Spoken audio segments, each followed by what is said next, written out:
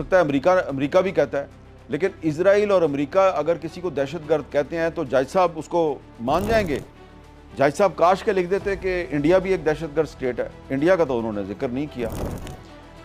पाकिस्तान के वज़ीर आज़म, पाकिस्तान के सदर ये ईरान के दौरे करते हैं, हमारे फील्ड मार्शल आसिम मुनीर साहब ईरान के दौरे करते हैं, तो क्या पाकिस्तान का सदर, वज़ीर आज़म, आर्मी चीफ ये किसी दहशतगर्द मुल्क का दौरा कर सकता है?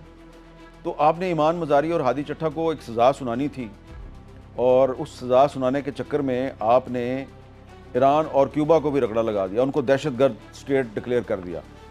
आपने ईमान मज़ारी को दहशतगर्द कहना था, हादी चट्ठा को दहशतगर्द कहना था, इस चक्कर में आपने ईरान को भी दहशतगर्द कह दिया।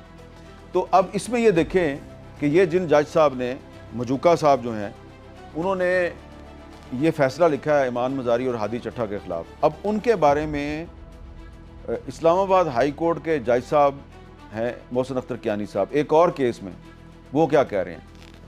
वो कह रहे हैं कैसे कैसे जज लाहौर से डेपुटेशन पर लाए गए जो बग़ैर गवाहों के फ़ैसला कर देते हैं। ये मोहसिन अख्तर कियानी साहब के रिमार्क्स हैं।